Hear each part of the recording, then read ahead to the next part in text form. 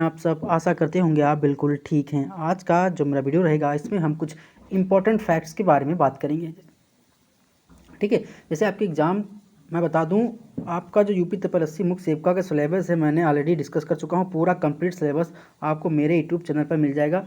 Playlist बनी है, आप उसको वहाँ पर एकदम सीक्वेंस वाइज सारी क्लास सीक्वेंस वाइज सारी क्लास पढ़ी है, यानी कि आपका जो भी सिलेबस का पहला टॉपिक था वहाँ से लेकर लास्ट तक जो भी टॉपिक हैं उसमें सब इंक्लूड हैं। ठीक, और साथ ही साथ मैं बता दूं, मेरे यूट्यूब चैनल पर आपको एक प्लेलिस्ट मिल जाएगी नाम से मॉक टेस्ट सीरीज नाम से। ठीक है, यूपी तपेलसी मुख्य सेवका की, उसमें सारे हमने मॉक करवाया है और आपके 100% जैसे आपके एग्जाम में आना है वैसे भी वहाँ पर आपको क्वेश्चन देखने को मिलेंगे। तो ऑलरेडी सारा सब कुछ यूपी तपेलसी मुख्य सेवका का खत्म हो चुका है। ठीक, आप जो मेरी क्लासेस रहती हैं वो मैं एक्स्ट्रा एडिशनल चीज़ें आपको बताने की कोशिश करता हूँ कि कहीं से कहीं क्वेश्चन कोई छूटने ना पाए।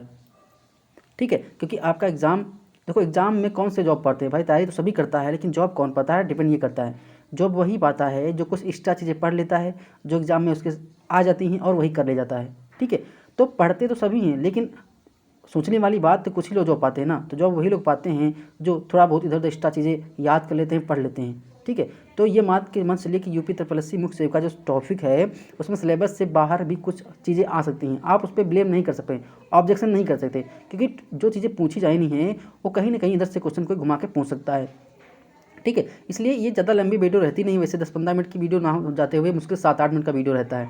उसको आप अगर देख लेंगे, मान लो हमने जब तक आपका एग्ज़ाम होना है तब तक हमने ऐसे इंपॉर्टेंट फैक्ट्स के लगभग 50 या 60 क्लास ले लेता हूँ, और उससे अगर कहीं 4, 5 या 10 क्वेश्चन बन जाते हैं तो आपके इंपॉर्टेंट के लिए मोर देन सफिशिएंट होते हैं आपके एग्जाम के लिए। ठीक है, इसलिए जो भी वीडियो आया करें उनको देख लीजिए, और आपको लगता है कि वो चीज़ इंपॉर्टेंट है तो उसको कॉपी उठाकर नोट डाउन कर लिया करिए। ठीक है, चलिए स्टार्ट करते हैं आज का वीडियो बिना किसी देरी के। अगर आप हमारे चैनल पर नए हैं तो प्लीज़ चैनल को लाइक करिए, शेयर करिए, सब्सक्राइब करिए और देखते रहिए हमारा यूट्यूब चैनल एग्जाम आरजू क्लासेस। अच्छा, हम लोग हमारे एक चैप्टर टॉपिक है भोजन के प्रकार, यानी पकाने की विधियाँ, संरक्षण विधि। उसी में टॉपिक एक हमारा आता है कि भोजन के कार्य क्या होते हैं। शरीर की टूट फूट कोशिकाओं की मरम्मत करना भोजन का काम होता है। जितना आप हेल्दी, देखो जब कोई आदमी एक्सीडेंट हो जाता है या कहीं चोट लग जाती है तो उसे डॉक्टर कहते हैं आप अच्छा खाना खाइए। अच्छा खाना खाएंगे तो आपके शरीर का जो हमारा पार्ट डैमेज हो गया है उससे मरम्मत बहुत अच्छी जल्दी तरीके से हो जाती है। शरीर के विभिन्न अंगों की कार्य क्षमता बढ़ाना, यानी कि आप अच्छा भोजन कर रहे हैं तभी आप काम कर पाएंगे। ठीक है, अगर आप अच्छा भोजन नहीं करेंगे तो आपके अंदर, मान लो आप पढ़ना है, कंटिन्यू आप बैठ के पढ़ते हैं, अगर आपके पास ऊर्जा नहीं होगी तो आप कंटिन्यू बैठ के नहीं पढ़ सकते हैं। तो क्या होगा, आपकी अगर अच्छा भोजन कर रहे हैं तो वहाँ पर आपको कार्य करने की क्षमता में इंक्रीमेंट मिलेगा। नेक्स्ट है, शरीर में रोग प्रतिरोधक क्षमता उत्पन्न हो जाती है। जैसे मैंने बताया ना कि अगर आप पर्याप्त मात्रा में अच्छे भोजन प्रकार ले रहे हैं, विटामिन ले रहे हैं, आयरन सब कुछ खा रहे हैं, तो ऐसा क्या होगा, मान लो आपके शरीर में किसी विटामिन की कमी है, वो नहीं पूरी हो पा रही है। ठीक है, तो आपका क्या होगा, बीमार हो जाएंगे। लेकिन आपने सही जब खाना खा रहा है, सही खाना खा रहे हैं तो उस टाइम आपको विटामिन भी मिलेगी, सब कुछ मिलेगा, प्रोटीन, कार्बोहाइड्रेट, ग्लूकोज सब कुछ मिलेगा। इसलिए वहाँ पर आपकी जो शरीर में होने वाली हल्की फुल्की बीमारी होगी वो भी चली जाएगी। शरीर को उष्णता एवं शक्ति प्रदान करना मैं बता ही दिया। क्रियाशील अंगों में सुचारू रूप से काम करने की क्षमता भी उत्पन्न करना, ये भी चीज़ देखने को मिलती है।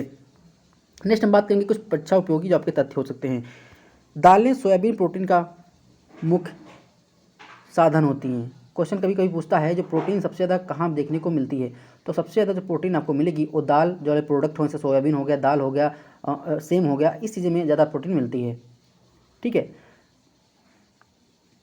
देखो आपके अंदर जिस दिन क्वेश्चन को डेवलप करने की क्षमता आ गई उस दिन आप एग्ज़ाम क्रैक कर ले जाएंगे। कैसे आपको एग्ज़ाम में क्वेश्चन बनता है, ये अगर आप कोशिश करते हैं कि एग्ज़ाम में कैसे क्वेश्चन बन पाएगा, तो अगर आप ये चीज़ आपके अंदर डेवलप हो गई तो आप मान लीजिए आपका एग्ज़ाम निकल जाएगा। कैसे निकल जाएगा, देखो आप थ्योरी तो बहुत पढ़ते हैं, ठीक है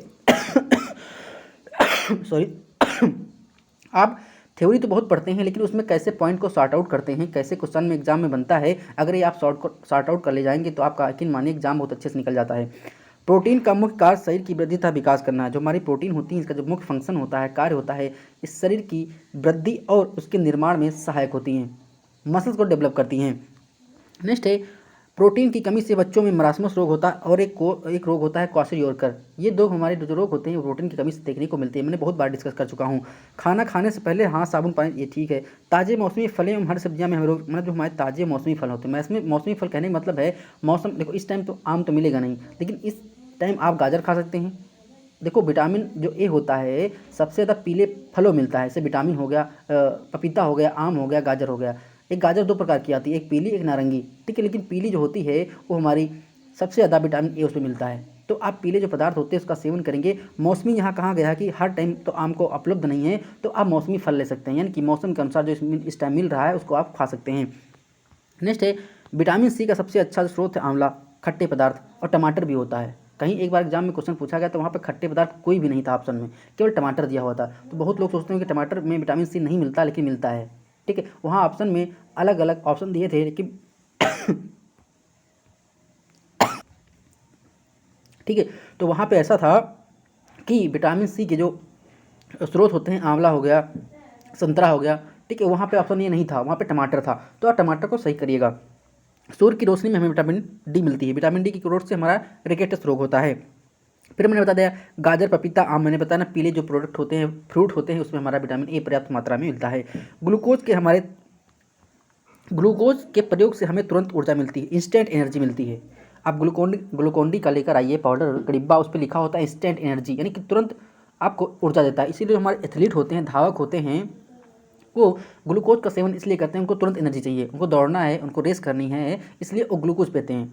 ठीक है, खाद्य पदार्थों का संरक्षण सुखाकर, चाशनी में रखकर तथा तेल व नमक, मतलब क्या है, जो हमारे खाद्य पदार्थ होते हैं उनका संरक्षण कैसे करेंगे, यानी कि सुरक्षित कैसे करेंगे, खराब ना हो। आपने घर में आपने देखा होगा मम्मी जब अचार बनाती हैं तो अचार बनाने से पहले उसको काट के उबाल के धूप में सुखाती हैं। सुखाती इसलिए हैं क्योंकि उसके अंदर जो पानी है वो उड़ जाए, भाप के थ्रू पानी खत्म हो जाए, उसका निर्जलीकरण हो जाए। अगर पानी रहेगा आपके अचार में तो आपका अचार खराब हो जाता है। ठीक है, इसलिए वहाँ पर निर्जलीकरण करते हैं। तो इसका तमाम विधियाँ होती हैं, सुखाकर, चाशनी में डुबाकर, आंवला का जो मुरब्बा बनता है वो चाशनी में डुबा कर बनाते हैं, वो भी हमारे एक प्रकार की क्या संरक्षण की विधि होती है। तेल तथा नमक, आप जाइए मार्केट में, जो मार्केट वाला अचार आता है डिब्बा बंद, उसको खाइएगा, देखिएगा उसमें नमक की मात्रा बहुत ज़्यादा रहती है। इसलिए रहती है क्योंकि वो खराब से बचने के लिए वहाँ पर नमक डाला जाता है। नेक्स्ट देखेंगे, सब्जियों को लोहे की कढ़ाई में पकाने से पर्याप्त मात्रा में लौह प्राप्त होते हैं, सभी लोग जानते हैं। डबल रोटी और बिस्कुट बनाने की विधि बेकिंग कहलाती है, यानी कि जो हम बेकिंग वाले प्रोडक्ट होते हैं, जैसे डबल रोटी हो गया, बिस्कुट हो गया, हाँ बंद हो गया, ये जो चीज़ें आती हैं यहाँ पे ये बेकिंग से बनती हैं। नेक्स्ट हमारा है सब्जियों को काटने से पहले धोना चाहिए ताकि उनके खनिज और विटामिन नष्ट न हो, यानी कि सब्जी अगर आप काट रहे हैं तो काटने से पहले उसको धोना चाहिए, बाद में ना धोइए। भोजन पकाने में सोडा का प्रयोग हानिकारक होता है, जो हमारे भोजन पकाने में सोडा होता है जो फुलाता है, फुलाता इसलिए है क्योंकि वहाँ पर केमिकल रिएक्शन होती है। जब आप मान लो आटा में, ठीक, आप गोलगप्पे बना रहे हैं तो वहाँ पर सोडा इसलिए डाला जाता है क्योंकि वो फूल जाए, फूलता इसलिए है क्योंकि वहाँ पर केमिकल रिएक्शन होती है, केमिकल रिएक्शन में CO2 गैस निकलती है। जब आप आटा में डालते हैं सोडा तो उसमें केमिकल रिएक्शन होती है और वहाँ पर CO2 गैस निकलती है, तभी वो जब आप तेल में कढ़ाई में डालते हैं गोलगप्पा तो वहाँ पर फूलता इसलिए है कि वहाँ पर CO2 गैस निकलती है केमिकल रिएक्शन के थ्रू, ठीक, इसलिए वो फूल जाता है, जो हमारे स्वास्थ्य के लिए हानिकारक होता है। नेक्स्ट है सब्जी को बार बार गर्म करने से एस्कॉर्बिक एसिड नष्ट होता है। ये क्वेश्चन कई बार घूम घूम के सामने पूछता है कि अगर आप सब्जी को काट कर धुल रहे हैं तो वहाँ पर विटामिन, जो हमारा एस्कॉर्बिक एसिड का विटामिन सी होता है, वो नष्ट हो जाता है। भोजन परोसने की बुफे शैली में खड़े खड़े, ये क्वेश्चन एक बार अभी हम आपको क्वेश्चन कराए थे कि बुफे शैली क्या होती है। देखो, आप जब बारात जाते हैं, कहीं शादी विवाह में जाते हैं तो वहाँ पर देखा होगा लोग खड़े खड़े खाना खाते हैं। ठीक है, तो खड़े खड़े खाना कहने का मतलब है आप पूर्वांचल में चले जाएंगे तो वहाँ पर लोग उस खाना को बोलते हैं बफर सिस्टम। ठीक है, खड़े खड़े बफर सिस्टम बोलते हैं, लेकिन कहीं कहीं पे उससे स्टैंडिंग खाना की संज्ञा दी जाती है। तो एक बार क्वेश्चन पूछा गया था कि आप अगर किसी निमंत्रण में जा रहे हैं तो वहाँ पर अगर खाना खा रहे हैं खड़े होकर तो उस शैली को क्या बोलते हैं, उससे हम बुफे शैली बोलते हैं, यानी कि बफर सिस्टम बोलते हैं या स्टैंडिंग खाना बोलते हैं। आपको ऐसे ही याद करना है, जब आप चीज़ों को रिलेट करेंगे तभी आपको चीज़ें आसान लगेंगी। नेक्स्ट हमारा है भाप द्वारा भोजन पकाने से पोषक तत्व हमारे क्या रहते हैं, सुरक्षित रहते हैं। जैसे मोमोज क्या होगा, आपने देखा होगा मोमोज को कैसे पकाते हैं, पानी में डाल के नहीं पकाते हैं, नीचे पानी भरा होता है, उसके ऊपर एक जाली लगी होती है और वह जाली पर आप पे मोमोज रखे होते हैं, वो भाप द्वारा पकते हैं। ठीक, तो ऐसे आप खाना जब बनाएंगे तो वहाँ पर जो पोषक तत्व होते हैं, न्यूट्रिएंट्स होते हैं, उसके खराब होने की, नष्ट होने के चांसेस बहुत कम रहते हैं। नेक्स्ट बात करेंगे, देखो भोजन पकाने के उद्देश्य क्या हो सकते हैं। पहला क्या है, जीवाणु रहित। अगर आप भोजन पका रहे हैं तो वहाँ पर जो जीवाणु होंगे मर जाएंगे। इससे दूध क्या होता है, दूध को फटने से बचाने के लिए आप क्या करते हैं, उसको उबालते हैं। ठीक है, वहाँ पर पास्चुराइजेशन किया जाता है। 72 ये क्वेश्चन पूछा गया था कि जो पास्चुरीकरण की क्रिया होती है वो कितनी डिग्री सेल्सियस पे होती है। तो जो हमारी पास्चुरीकरण होती है, जो दूध का पास्चुरीकरण किया जाता है बचाने के लिए कि दूध हमारा ख़राब ना हो, तो 72 डिग्री सेल्सियस पर 15 सेकंड तक गर्म करने की जो विधि होती है हमारी, वो हमारी पास्चुरीकरण होती है। इसको आप नोट डाउन कर लीजिएगा। एक बार क्वेश्चन पूछा गया था कि दूध का जब पास्चुरीकरण करते हैं तो वहाँ पर टेम्परेचर कितना होता है, तो वहाँ पर टेम्परेचर हमारा 72 डिग्री सेल्सियस और 15 सेकंड तक गर्म करते हैं, तब हमारा दूध फटेगा नहीं, ख़राब नहीं होगा। नेक्स्ट है नरम और चबाने योग्य खाना बनाना। अगर आप खाना बना रहे हैं तो मतलब हार्ड नहीं होना चाहिए, सब लोग उसको चबा पाएँ, पचा पाएँ। सुपाच्य यानी कि अच्छा आपका पाचन तंत्र मजबूत हो जाएगा। स्वाद उत्पन्न करना, भोजन पकाते समय भाई कुछ एक्स्ट्रा चीज़ें डाल देते हैं जिससे क्या हो भोजन में स्वाद आ जाए। नेक्स्ट हमारा सुगंधित व आकर्षक बनाना। भाई सलाद देखो, जो डाइनिंग टेबल आपकी होती है वहाँ पर खाना सजा के रखा जाता है, खाना सब सजा के रखेंगे तो आपको थोड़ा अच्छा भी लगता है। नेक्स्ट हमारा है संरक्षक गुण। तमाम प्रकार के जो खाना में भोज्य पदार्थ में हमारे संरक्षक गुण भी होते हैं जो हमारे लिए बहुत इंपॉर्टेंट होते हैं। ठीक है,